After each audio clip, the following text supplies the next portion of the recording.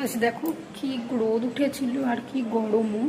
তো এখন আবার দেখো বাইরে বৃষ্টি হচ্ছে, এই যে একটু একটু বৃষ্টি তো আমি এখন সকালবেলা কাচাকুচি করেছিলাম, এই জামা কাপড়গুলো তুলে নিচ্ছি।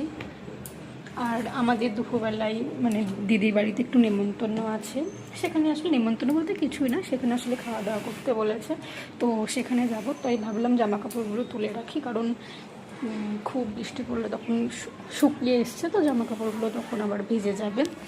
এরপর আমি রেডি হব, চলো তোমরা দেখতে থাকো।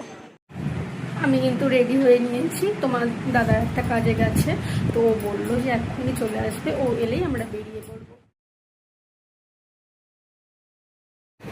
এই যে দেখো দিদির বাড়িতে তো চলে এসেছি, এবার দিদি দেখা যাক কি কি রান্না করেছে, চলো তোমাদেরকে দেখাই। দেখছি দিদি অনেক রকমের রান্না করেছে, এই যে ভাত, লাল শাক, সঙ্গে রয়েছে স্যালাড আর চিকেন, আর এদিকে ওল সিদ্ধ নাকি দিদি, এটা ওল সিদ্ধ, আর এটা কচুর শাক আর করলে ভাজা, অনেক রকমের রান্না হয়েছে।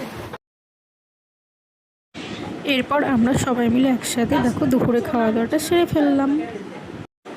আমার ভিডিও ভালো লাগলে প্লিজ লাইক কমেন্ট সাপোর্ট করো আর আমার পাশে থেকো।